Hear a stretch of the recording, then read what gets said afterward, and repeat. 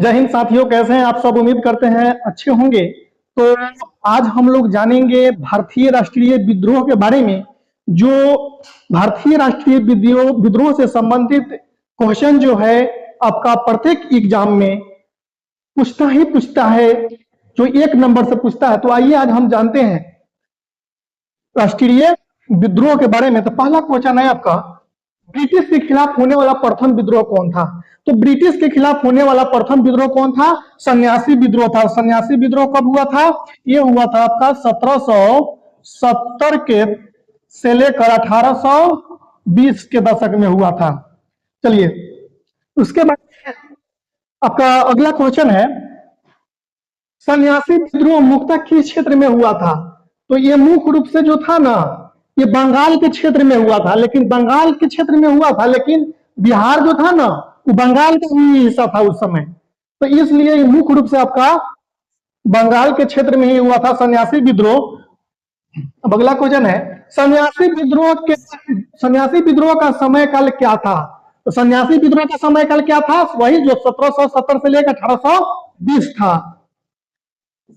उसके बाद का अगला क्वेश्चन है, सन्यासी विद्रोह के प्रमुख नेतृत्वकर्ता कौन थे। तो सन्यासी विद्रोह के प्रमुख नेतृत्वकर्ता जो थे वो थे मंजू शाह और देवी चौधरानी। तो इसमें आपका उपयुक्त से अधिक, ये आपका दोनों थे। अगला क्वेश्चन है, किस ग्रंथ से सन्यासी विद्रोह के विषय में विस्तार पूर्वक जानकारी प्राप्त होती है। तो वो है आपका आनंद मठ। आनंद मठ है जो आपका ग्रंथ है, इससे आपको सन्यासी विद्रोह के बारे में जानकारी प्राप्त होता है। तो आनंद मठ के लेखक कौन है? तो बंकिम चंद्र चटर्जी। बंकिम चंद्र चटर्जी।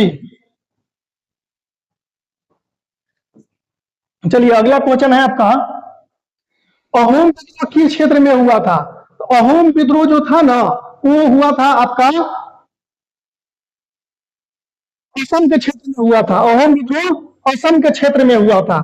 कित्तूर चेनमा विद्रोह किस राज्य से संबंधित है।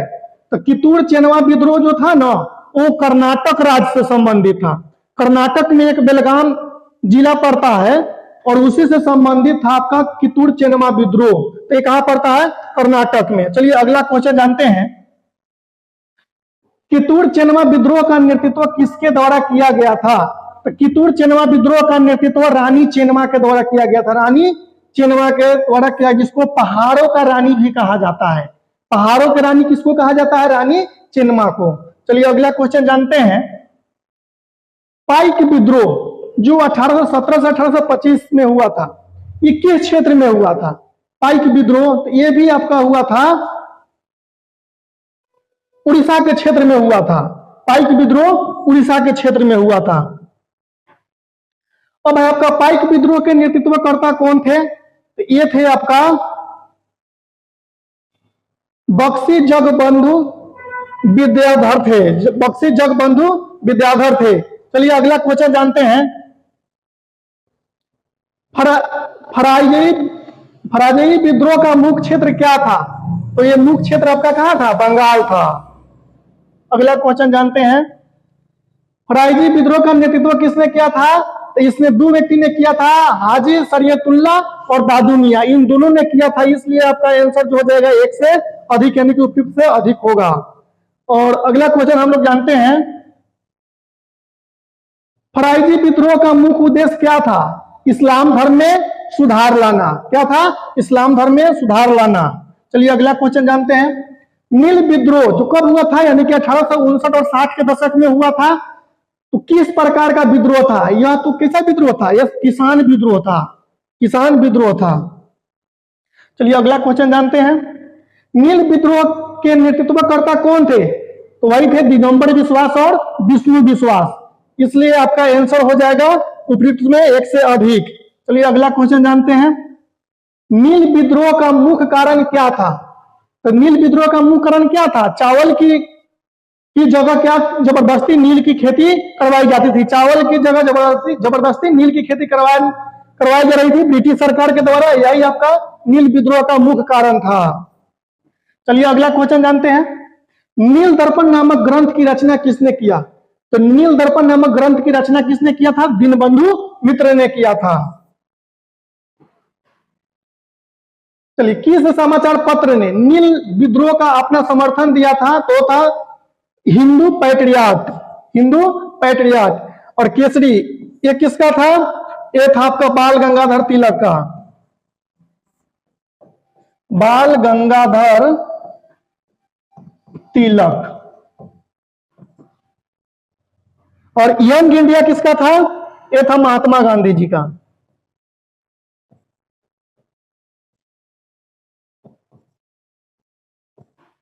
चलिए आगे जानते हैं।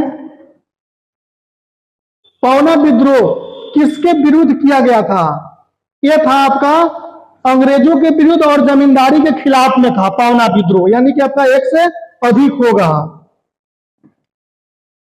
चलिए अब जानते हैं पवना विद्रोह का प्रमुख नेतृत्वकर्ता कौन थे? ये थे ईशान चंद्र राय और केशव चंद्र भी थे और शंभुपाल भी थे, यानी कि अब इनमें सभी था तो एक से अधिक आपका हो जाएगा। चलिए अगला क्वेश्चन, किस विद्रोह के दौरान नारा दिया गया हम महारानी और सिर्फ महारानी के रैयत बनकर रहना चाहते हैं? ये आपका पवना विद्रोह से संबंधित था, ये आपका पवना विद्रोह से संबंधित था। संथाल विद्रोह जिसको हुल विद्रोह भी कहा जाता है, ये कब हुआ था? तो ये हुआ था आपका 1855 और 56 के दशक में। चलिए आगे जानते हैं। संथाल विद्रोह का नेतृत्व किसने किया था? तो सिद्धू और कान्हू, चांद भैरव सब किया था, तो इसमें आपका आंसर हो जाएगा एक से अधिक। खोंड विद्रोह का नेतृत्व किसके द्वारा किया गया था? ये किया गया था खोंड विद्रोह का नेतृत्व तीरथ शाह के द्वारा किया गया था। खोंड विद्रोह का नेतृत्व तीरथ शाह के द्वारा किया गया था। सवार विद्रोह के नेतृत्वकर्ता कौन थे? सवार विद्रोह के नेतृत्वकर्ता थे आपका राधा कृष्ण दंड सेना। चलिए बताइएगा, पागलपंथी विद्रोह बंगाल में किसके नेतृत्व में हुआ था? यह हुआ था आपका करम शाह और टीपू शाह के नेतृत्व में हुआ था, इसलिए आपका आंसर एक से अधिक होगा। गडकरी विद्रोह जो 1844 में हुआ था, किस क्षेत्र में? महाराष्ट्र के क्षेत्र में हुआ था। तो ये कहां पड़ता है? महाराष्ट्र के कौन से क्षेत्र में? तो वही कोल्हापुर में, यानी कि कोल्हापुर में हुआ था। अगला क्वेश्चन है, गडकरी कौन थे? वो कौन थे? मराठों के वंशानुगत सैनिक, बंगाल के जमींदार के, असम के जनजातीय समूह थे? नहीं, मराठों के वंशानुगत सैनिक थे। उल गुलान या महान हलचल किस विद्रोह को कहा जाता है? तो ये मुंडा विद्रोह को कहा जाता है। चलिए अगला क्वेश्चन है आपका, बिरसा मुंडा को और किस नाम से जाना जाता है? तो इसको धरती आबा और जगत पिता के ही नाम से जाना जाता है, दोनों के नाम से जाना जाता है, इसलिए एक से अधिक होगा। मुंडा विद्रोह का मुख्य कार्यक्षेत्र क्या था? रांची था। मुंडा जनजाति में प्रचलित सामूहिक खेती की प्रथा को क्या कहा जाता था? तो खुटकही प्रथा कहा जाता था, खुटकही प्रथा।